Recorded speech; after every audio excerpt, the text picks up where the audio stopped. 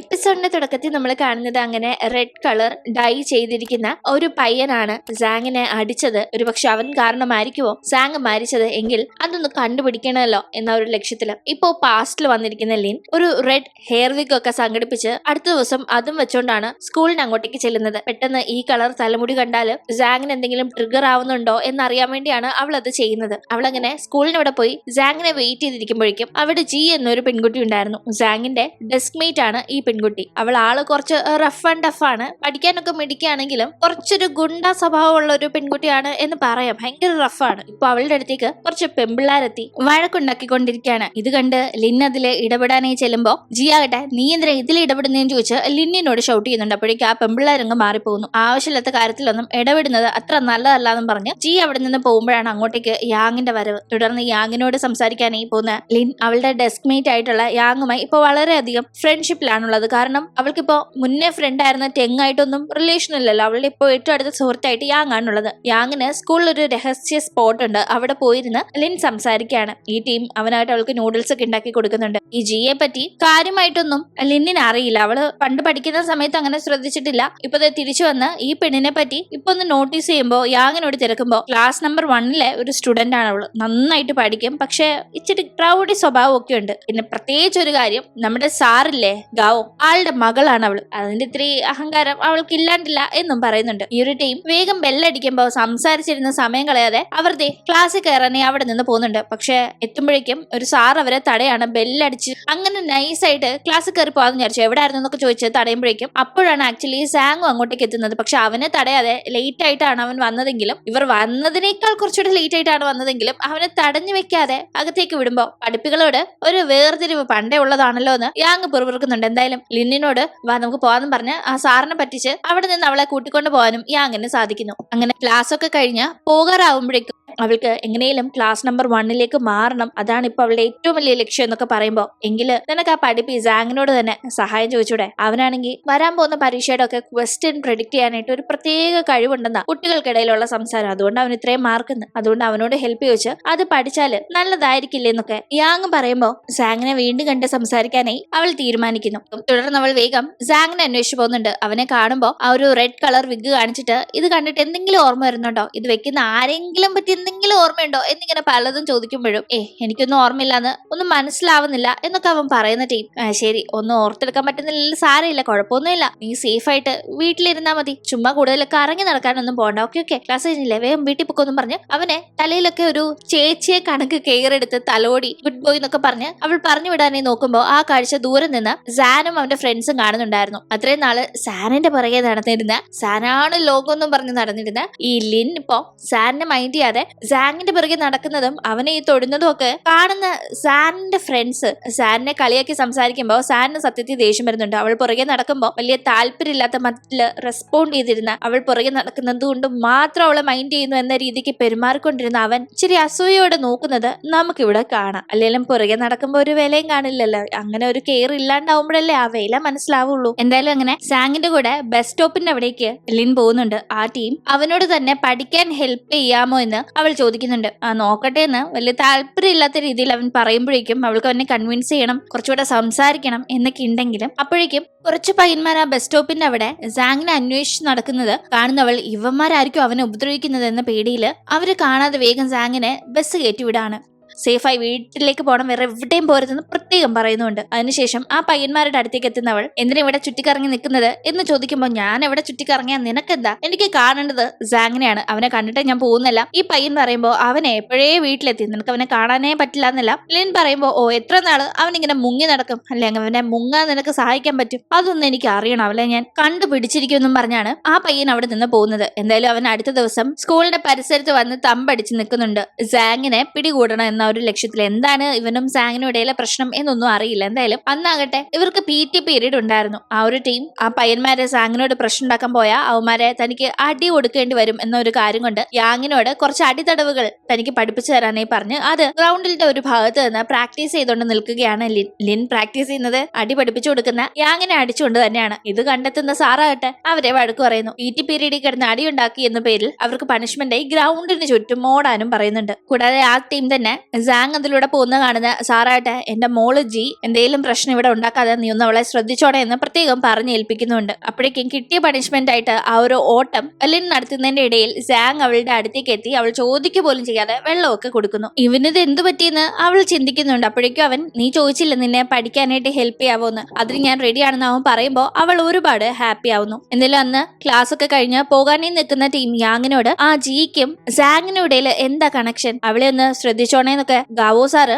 സാങ്ങിനോട് പറയുന്ന കേട്ടല്ലോ, എന്തേലും കണക്ഷൻ ഉണ്ടോ എന്ന് നിനക്ക് വല്ലതും അറിയാവോ എന്നൊക്കെ ചോദിക്കുമ്പോൾ അറിയാവുന്ന കാര്യങ്ങൾ യാങ്ങും പറയുന്നു. മുന്നേ ഞാൻ പറഞ്ഞ കണക്ക് തന്നെ ജി നമ്മുടെ ഗവോ സാറിന്റെ മകളാണ്. അവളും സാങ്ങും ഇപ്പൊ ജസ്റ്റ് ഒരേ ക്ലാസ്സിൽ പഠിക്കുന്നു എന്നതല്ല, അവർ ചൈൽഡ്ഹുഡ് ഫ്രണ്ട്സ് ആണ്. കുട്ടിക്കാലം മുതൽ അറിയാവുന്നവര്, വീടും അടുത്തടുത്താണ്. അവളായിട്ട് പഠിക്കാൻ മിടുമിടിക്കാണ്. പക്ഷെ കയ്യിലില്ലാത്ത തല്ലിപ്പൊളിത്തരം ഒന്നുമില്ല. ക്ലാസ് കട്ട് ചെയ്ത് കറങ്ങി നടക്കുക, ആളുകളുടെ മുന്നിൽ അവളുടെ സ്വഭാവം ശരിയല്ല എന്ന രീതിക്ക് ഒരു ടോക്ക് ഉണ്ടാക്കുക എന്നതൊക്കെ അവളുടെ ഒരു ഹോബി കണക്കാണ്. ഇത്ര തല്ലിപ്പൊളിയായിട്ട് നടന്നാലും മാർക്കുണ്ട്, പഠിക്കാൻ മിടുമിടിക്കുക. അതുകൊണ്ടല്ലേ ക്ലാസ് നമ്പർ 1 അവൾ ഇപ്പോഴും ഒരു ടോപ്പ് സ്റ്റുഡന്റ് ആയിട്ടുള്ളതെന്നെല്ലാം യാങ് പറയുന്നതൊക്കെ തന്നെ ലിൻ ശ്രദ്ധിക്കുന്നുണ്ട്. അപ്പോഴേക്കും സ്കൂളിന്റെ പുറത്താകട്ടെ കുട്ടികൾ എത്തുമ്പോൾ ഓരോ കുട്ടികളോടും എവിടെ സാങ് എന്ന് ആ പയ്യൻ തിരക്കിക്കൊണ്ട് നിൽക്കാണ്. അവന്റെ പേര് പങ്ക് എന്നാണ്. പങ്ക് ഇങ്ങനെ എല്ലാവരോടും സാങ്ങിനെ പറ്റി തിരക്കി നിൽക്കുന്നത് കേൾക്കുന്ന ലിൻ, നിനക്ക് എന്താ വേണ്ടത്, നീ എന്തിനാ അവനെ ഇങ്ങനെ നോക്കി നടക്കുന്നത്, എന്തായാലും അവൻ ഉപദ്രവിക്കാനാണ് ലക്ഷ്യമെങ്കിൽ അത് നടക്കാൻ പോകുന്നില്ല, ഞാൻ അതിന് സമ്മതിക്കില്ല എന്ന് ലിൻ പറയുമ്പോഴേക്കും നീ എന്തായാലും അവനോട് എന്റെ ഈ മെസ്സേജ് ഒന്ന് പാസ് ചെയ്തേക്ക്, ഞാൻ അവനെ ചലഞ്ച് വെച്ചിരിക്കുകയാണ്. ഈ വരുന്ന ഫ്രൈഡേ റിപ്പയർ ഷോപ്പിന്റെ അവിടെ വെച്ച് ഉച്ച കഴിഞ്ഞ് അവന് ധൈര്യം ഉണ്ടെങ്കിൽ അവിടെ വന്ന് എന്നോട് ചലഞ്ച് ചെയ്യാൻ പറയാൻ പറഞ്ഞ് പങ്ക് അവിടെ നിന്ന് പോകുമ്പോ ഇവൻ എന്തൊക്കെയാ പറയുന്നത്, ചലഞ്ചോ, എന്തിനാ സാങ്ങിനോട് ഇവൻ ചലഞ്ച് ചെയ്യുന്നതെന്ന് മനസ്സിലാവാതെ അവളാട്ടെ ഇവനെ ഫോളോ ചെയ്തു പോകുന്നുണ്ട്. അങ്ങനെ എത്തുമ്പോഴേക്കും ഇവന്റെ ഏരിയയുടെ അവിടെ അവൾ വന്നു വിടുന്നു. അവിടെ ഇവനെ പോലെ തന്നെ ഗുണ്ടാ സ്വഭാവമുള്ള കുറെ അധികം ചെറുക്കന്മാരുണ്ടായിരുന്നു. ഇത്രയും നാൾ ഇവനൊരു തല്ലിപ്പൊളിയാണെന്നാണ് പങ്കിനെ പറ്റി വലുതായിട്ട് അറിയാതിരുന്ന അവൾക്ക് ഇവനെ കാണുമ്പോഴും മിണ്ടുമ്പോഴും തോന്നിയിരുന്നത്. പക്ഷെ ഇപ്പൊ ഇവന്റെ ഈ ഗ്യാങ്ങിനെ കാണുമ്പോഴും അവർ മാരകായുധങ്ങളൊക്കെ എടുത്തുകൊണ്ട് ആരെയോ തല്ലുന്ന കാര്യം പറഞ്ഞ് അവിടെ നിന്ന് പുറപ്പെടുന്നത് കാണുമ്പോഴും ഇവര് പക്ക ഗുണ്ടകളാണ്. ഇനി ഇവർ സാങ്ങിന്റെ പുറകെ നടക്കുന്നത് ഇവരുടെ വ്യക്തിവിരോധം കൊണ്ടാണോ അതോ ആരുടെയും കയ്യിൽ നിന്ന് കൊട്ടേഷൻ വാങ്ങിയിട്ട് ചെയ്യുന്ന പരിപാടിയാണോ എന്നറിയില്ല. അങ്ങനെ എന്തായാലും അടുത്ത ദിവസം സ്കൂളിൽ വെച്ച് യാങ് ആയിട്ട് ലിന്നിനോട് ഇന്നലെ എന്താണ് നീയും ആ ഗുണ്ട ചെറുക്കനും തമ്മിലൊരു ടോക്ക് നടന്നത് എന്നൊക്കെ തിരക്കുമ്പോ അത് പിന്നെ അവനൊരു ചലഞ്ച് വെച്ചു സാങ്ങിന്റെ മുന്നിൽ. പക്ഷെ ഞാൻ അത് തിരിച്ച് അവന്റെ മുന്നിലേക്ക് വെച്ചു. അതായത് അവന് എലിഫന്റ് ടൂത്ത് പേസ്റ്റ് എക്സ്പെരിമെന്റ് എന്നൊരു എക്സ്പെരിമെന്റ് സാങ് ചെയ്ത് കാണിക്കണം എന്നതാണ് ചലഞ്ച്. പക്ഷെ ആ ചലഞ്ച്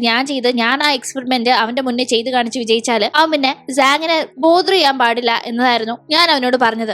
അവനതിന് സമ്മതിച്ചു. പക്ഷെ ഇപ്പൊ ആ ചലഞ്ച് എങ്ങനെ ചെയ്യും എന്നതാണ് എന്റെ ടെൻഷൻ. കാരണം അത് കുറച്ച് ഡിഫിക്കൽട്ട് ആയിട്ടുള്ള ഒരു എക്സ്പെരിമെന്റാ. ഈ എക്സ്പെരിമെന്റ് അന്ന് ലാബിൽ വെച്ച് സാങ് ചെയ്ത് പഠിക്കുന്നത് ഞാൻ കണ്ടിരുന്നു. പക്ഷെ എനിക്കത് അത്ര ഈസിയായി ചെയ്യാൻ പറ്റില്ലല്ലോ. പക്ഷെ എനിക്ക് എങ്ങനെയും ആ റൗഡി പയ്യന്മാരുടെ കയ്യിൽ നിന്ന് സാങ്ങിനെ രക്ഷപ്പെടുത്തിയേ പറ്റൂ. പിന്നെ എന്താ ചെയ്യാൻ പറ്റുക അവൾ ടെൻഷൻ ആകുമ്പോൾ അത് കേൾക്കുന്ന യാങ് സാങ്ങിനത് അറിയാമെങ്കിൽ അവനോട് തന്നെ നിന്നെ ഒന്ന് പഠിപ്പിച്ചു തരാൻ പറ. ഒന്നുമില്ലല്ലോ നീ അവനെ ഹെൽപ്പ് ചെയ്യാൻ വേണ്ടിയല്ലേ ഈ കാര്യങ്ങളൊക്കെ ചെയ്ത് കൂട്ടുന്നത്. അവനോട് പറയാൻ ഈ പറഞ്ഞു വിടുന്നുണ്ട്. അങ്ങനെ സാങ്ങിന്റെ ക്ലാസ്സിലെത്തി അവൾ അവനോട് എന്നെ എലിഫന്റ് ടൂത്ത് പേസ്റ്റ് എക്സ്പെരിമെന്റ് ഒന്ന് പഠിപ്പിക്കുമോ എന്ന് ചോദിക്കുമ്പോൾ നീ എന്തിനാ അതൊക്കെ പഠിക്കുന്നത്, നീ ക്ലാസ് 1 പോലും എത്തിയിട്ടില്ല, നിനക്ക് ആ എക്സ്പെരിമെന്റ് പഠിച്ചിട്ടും ഒരു ആവശ്യമില്ല, അതൊക്കെ പഠിപ്പിക്കാൻ പറ്റില്ല എന്ന് അവൻ പറയുന്ന ടീം പ്ലീസ് എന്ന് പറഞ്ഞ് അവൾ കുറച്ച് ഫ്ലേർട്ട് ചെയ്യുന്ന രീതിയിൽ അവനോട് സംസാരിക്കുമ്പോൾ പറ്റത്തില്ലെന്ന് പറഞ്ഞില്ലേ, അത് കുഞ്ഞോളിയുള്ള എക്സ്പെരിമെന്റ് ഒന്നും അല്ല, കുറച്ച് പാടാ, അത് പഠിപ്പിക്കാൻ പറ്റില്ല എന്ന് അവൻ വീണ്ടും പറയുന്ന ടീം അവൾ ഈ സംസാരത്തിന്റെ ഇടയിൽ നൈസായിട്ട് അവന്റെ ബുക്കിനകത്ത് ഒരു ചെറിയ ബുക്ക് കയറ്റി വെച്ചിട്ടുണ്ടായിരുന്നു. അത് കുറച്ച് അഡൽട്ട് കൈൻഡ് ഓഫ് ബുക്കാണ്. അതുകൊണ്ട് തന്നെ പെട്ടെന്ന് അവൾ അവന്റെ കയ്യിൽ നിന്ന് അപ്പൊ ആ ബുക്ക് പിടിച്ചെടുക്കുന്ന കണക്ക് അവന്റെ പഠിക്കുന്ന ബുക്കിനകത്ത് ഇങ്ങനത്തെ ബുക്ക് എടുത്ത് വെച്ച് വായിക്കുന്നു എന്ന രീതിയിൽ പെട്ടെന്ന് ആ ബുക്ക് ഇങ്ങനെ എടുത്ത് ഓ ഇതൊക്കെയല്ലേ വായിക്കുന്നത്, ഇത് എല്ലാവരോടും പറഞ്ഞു കൊടുക്കുന്നു പറഞ്ഞ് ക്ലാസ്സിൽ കിടന്ന് ഒച്ച ഉണ്ടാക്കാൻ തുടങ്ങുമ്പോൾ അവൻ ഇതിനെപ്പറ്റി ഒരു മനസ്സറിയുമില്ല. പക്ഷെ ഇവളിങ്ങനെ സൗണ്ട് ഇട്ട് ഉറക്കെ ഇതൊക്കെ പറഞ്ഞ് എല്ലാവരും കേട്ടാല് താൻ ഇതൊക്കെ വായിച്ചു എന്ന ആളുകൾ തെറ്റിദ്ധരിക്കും എന്ന് അറിയാവുന്നതുകൊണ്ട് അവൻ അയ്യോ മിണ്ടല്ലേ എന്ന് പറഞ്ഞ് അവളുടെ വായടപ്പിക്കുകയും എക്സ്പെരിമെന്റ് പഠിപ്പിക്കാമെന്ന് ഏൽക്കുകയും ചെയ്യുന്നുണ്ട് തൽക്കാലത്തേക്ക് രക്ഷപ്പെടാനേ. അങ്ങനെ അന്ന് നൈറ്റ് ക്ലാസ്സിന്റെ ഇടയിൽ രഹസ്യമായിട്ട് ആ എക്സ്പെരിമെന്റ് പഠിക്കാനായി രണ്ടുപേരും അതീവ രഹസ്യമായി ലാബിലേക്ക് ചെല്ലുന്നുണ്ട്. അവിടെ കുറച്ച് ടഫായിട്ടുള്ള ആ ഒരു എലിഫന്റ് ടൂത്ത് പേസ്റ്റ് എക്സ്പെരിമെന്റ് എന്ന എക്സ്പെരിമെന്റ് ലിന്നിനെ പഠിപ്പിച്ചു കൊടുക്കാനായി സാങ് ശ്രമിക്കുന്നുണ്ട്. ആക്ച്വലി ഈ എക്സ്പെരിമെന്റ് കുറച്ച് ടഫാണെങ്കിലും അതിന്റെ എൻഡ് റിസൾട്ട് വളരെ രസകരമാണ് കാണാനായി. അപ്പൊ അവരത് ചെയ്യുന്നതിന്റെ ഇടയിൽ അങ്ങോട്ടേക്ക് സെക്യൂരിറ്റി വരികയും തുടർന്ന് ആളുടെ കണ്ണിൽ പെടാതിരിക്കാൻ വേണ്ടി രണ്ടുപേർക്കും അവിടെ നിന്ന് രക്ഷപ്പെടേണ്ടി വരുന്നുണ്ട്. അങ്ങനെ രക്ഷപ്പെടാനായി ഓടുമ്പോൾ കൈകൾ കോർത്തു പിടിച്ചാണ് അവർ അവിടെ നിന്ന് ഓടിപ്പോകുന്നത്. എന്തായാലും ലാബില് ഇങ്ങനെ അതിക്രമിച്ച് കയറിയത് സ്കൂളിൽ ഇച്ചിരി ചർച്ചാ വിഷയമാവുന്നുണ്ട്. ആ ഒരു ടെൻഷൻ ലെവൽ ഇരിക്കുമ്പോഴേക്കും അടുത്തതായി ഇവരെ ക്ലാസ്സിലെ സാറ് എലിഫന്റ് ടൂത്ത് പേസ്റ്റ് എക്സ്പെരിമെന്റ് പഠിപ്പിക്കുമെന്ന കാര്യം യാങ് പറയുമ്പോൾ അവൾക്ക് ഓ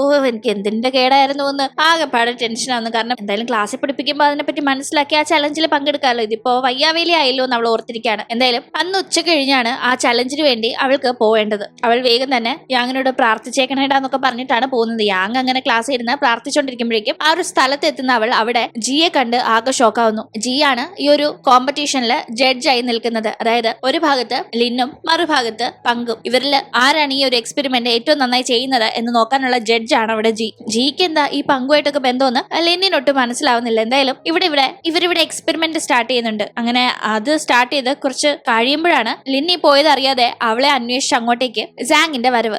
സാങ് ലിന്നിന്റെ സീറ്റിൽ അവളെ കാണാതെ അവളുടെ ഡെസ്ക് മെയിറ്റ് ആയി യാങ്ങിനോട് ലിന്നിനെ പറ്റി തിരക്കുന്നുണ്ട്. ഇന്നലെ അവൾക്ക് ഒരു എക്സ്പെരിമെന്റ് പഠിപ്പിച്ചു കൊടുത്തിരുന്നു. പക്ഷെ അതിൽ യൂസ് ചെയ്ത കെമിക്കൽ ഒന്ന് മാറിപ്പോയി. ഇതാണ് യൂസ് ചെയ്യേണ്ട കെമിക്കൽ, അത് പറയാനായിട്ട് ഞാൻ വന്നതെന്ന് സാങ് പറയുമ്പോഴാണ് യാങ് ആകെ ഷോക്കായി ലിന്നി ഇതുപോലെ പോയിരിക്കുകയാണ് എന്ന കാര്യം പറയുന്നത്. അപ്പൊ മാത്രമാണ് സാങ്ങിന് തന്നെ ക്ഷണിച്ച ചലഞ്ചില് തനിക്ക് പകരം പങ്കെടുക്കാൻ വേണ്ടിയാണ് ലിന്നി ഇതൊക്കെ പഠിച്ചു പോയിരിക്കുന്നത് എന്ന് മനസ്സിലാവുന്നത്. അവൻ വേഗം ടെൻഷനായി അവളെ കാണാനായി അന്വേഷിച്ചു പോന്നു. അപ്പോഴേക്കും എക്സ്പെരിമെന്റ് തുടങ്ങിയിട്ടുണ്ടായിരുന്നല്ലോ. തെറ്റായ കെമിക്കല് അറിയാതെ യൂസ് ചെയ്തത് കൊണ്ട് തന്നെ ലിൻ ആ ഒരു എക്സ്പെരിമെന്റിൽ ഫെയിൽ ആവുകയാണ്. അവളുടെ റിസൾട്ട് നന്നായി ഇങ്ങനെ പൊന്തി വരുന്നൊന്നുമില്ല. പക്ഷെ പങ്ക ആ ഒരു എക്സ്പെരിമെന്റിൽ ഏറ്റവും നന്നായി പെർഫോം ചെയ്യുന്നു. അവൻ ഭയങ്കര സന്തോഷത്തില് ജഡ്ജായിരുന്ന ജിയോട് ദേ കണ്ടില്ലേ, ഞാൻ ആ എക്സ്പെരിമെന്റ് ചെയ്ത് കണ്ടില്ലേ, ഇപ്പോഴെങ്കിലും നീ എന്റെ കഴിവൊന്ന് സമ്മതിച്ചതാ എന്നൊക്കെ പറയുമ്പോ ഈ എക്സ്പെരിമെന്റ് ഇവളുടെ മുമ്പ് ചെയ്യാനായിട്ടാണോ ഇവൻ സാങ്ങിനെ അന്വേഷിച്ച് നടന്നതെന്ന് ലിൻ ചിന്തിക്കുമ്പോഴേക്കും അതെ, എനിക്ക് ആ സാങ്ങിനേക്കാളും മിടുക്കൻ ഞാനാണെന്ന് ഇവളുടെ മുന്നിൽ പ്രൂവ് ചെയ്യണമായിരുന്നു. ഇവൾ ഒരിക്കലും എന്നെ അംഗീകരിക്കാറില്ല. അവനാണ് വലിയ സംഭവം എന്ന് പറഞ്ഞാണ് നടക്കുന്നത്. അതിനുവേണ്ടി ഞാൻ ഇത് ചെയ്തെന്നൊക്കെ പറഞ്ഞുകൊണ്ടിരിക്കുമ്പോഴേക്കും അങ്ങോട്ടേക്ക് ലിന്നിനെ അന്വേഷിച്ച് സാങ് എത്തുന്നുണ്ട്. അവളെ കണ്ടപാടെ ഓടിയെത്തുന്നവൻ നീ ഓക്കെ അല്ലേ, കുഴപ്പമൊന്നുമില്ലല്ലോ അല്ലേന്നില്ല തിരക്കുമ്പോഴേക്കും ഓ വന്നോ ഭീരു, നിന്നെ എന്റെ കൂടെ ഈ ചലഞ്ച് ഞാൻ പങ്കെടുക്കാൻ വിളിച്ചപ്പോ നീ വന്നു പോലും ഇല്ല. ഒരു പെണ്ണിനെ നിനക്ക് വരാൻ പറഞ്ഞു വിട്ടിരിക്കുന്നു. അതേ കണ്ടില്ലേ, അവള് തോറ്റു. എന്തായാലും നീ മത്സരിച്ചാലും നീയേ തോക്കത്തുള്ളൂ, ഞാനാണ് മിടുക്കൻ എന്നല്ല പങ്ക് അവിടെ കിടന്ന് ആക്രോശിക്കുമ്പോ ജി പക്ഷെ അതൊന്നും മൈൻഡ് ചെയ്യാതെ ഒരിക്കലും സാങ്ങിനേക്കാൾ മിടുക്കനവൻ നിനക്ക് കഴിയില്ല, എന്റെ മനസ്സിൽ സാങ് ആണ് നിന്നെക്കാൾ വലുതെന്ന് പറഞ്ഞ് ജി അവിടെ നിന്ന് പോകുന്ന ടീം ഇത്രയും നേരം ഇവളുടെ മുന്നിൽ ഒന്ന് ആള് കളിക്കാൻ വേണ്ടി കാണിച്ചു കൂട്ടിയതൊക്കെ വെറുതെ ആയല്ലോ എന്ന് മട്ടില് തന്നെ എന്തൊക്കെ ചെയ്താലും ഇവൾ അംഗീകരിക്കത്തില്ലല്ലോ എന്ന സങ്കടത്തിലാണ് പങ്ക് അവിടെ നിൽക്കുന്നത്. പക്ഷെ അങ്ങനെ തോറ്റു കൊടുക്കാൻ തയ്യാറല്ലാതെ പങ്ക് ജിയുടെ അടുത്ത് എന്ന് അവളെ കൺവിൻസ് ചെയ്യാനായി നോക്കുമ്പോ നിനക്ക് ഒരു ചാൻസും കൂടി ഞാൻ തരാം, ഒരു ചലഞ്ചും കൂടി. ആ ചലഞ്ചിലെങ്കിലും ഞാൻ പറയുന്ന കണക്ക് ചെയ്ത് നിന്റെ കഴിവ് നീ തെളിയിച്ചാല് നിന്നെ ഞാൻ ഒരു ഫ്രണ്ട് ആയിട്ടെങ്കിലും കൺസിഡർ ചെയ്യാമെന്ന് അവൾ പറയുന്നുണ്ട്. അതിനുശേഷം അവൾ കൊടുക്കുന്ന ചലഞ്ച് കേട്ട് പങ്ക് തന്നെ ഷോക്ക് ആവുകയാണ്. ഈ ഒരു പോയിന്റ് വെച്ച് നമുക്ക് മനസ്സിലാവുന്നത് പങ്കിന് ജിയോട് ഒരു താല്പര്യമുണ്ട്. പക്ഷെ ജിക്ക് സാങ്ങിനെ ഭയങ്കര കാര്യമാണെന്ന് മനസ്സിലാക്കി സാങ്ങിനേക്കാൾ വലിയ സംഭവം ഞാനാണെന്ന് ജിയുടെ മുന്നിൽ ആള് കളിക്കാൻ വേണ്ടി സാങ്ങിനെ ഈ ഒരു ചലഞ്ചിന് വേണ്ടി കൊണ്ടുവരാനായിട്ടാണ് അവൻ സാങ്ങിനെ അന്വേഷിച്ച് നടന്നതെന്നാണ്. എന്തായാലും പക്ഷെ അത് വർക്കൗട്ട് ആയില്ല. ഇവളെന്താ ഇങ്ങനെയൊക്കെ പറയുന്നതെന്ന് പറ്റില്ല. എന്തായിരുന്നു ആ ചലഞ്ച്, ശേഷം എന്താണ് സംഭവിച്ചത് എന്നതൊക്കെ നമുക്ക് അടുത്ത എപ്പിസോഡിലൂടെ കാണാം. ഇന്നത്തെ വീഡിയോ ഇഷ്ടമായാൽ മറക്കാതെ ലൈക്ക് ചെയ്തും ഷെയർ ചെയ്തും സബ്സ്ക്രൈബ് ചെയ്തും സപ്പോർട്ട് ചെയ്യണം. വീണ്ടും പുതിയൊരു എപ്പിസോഡുമായി കണ്ടുമുട്ടും വരെ ബൈ.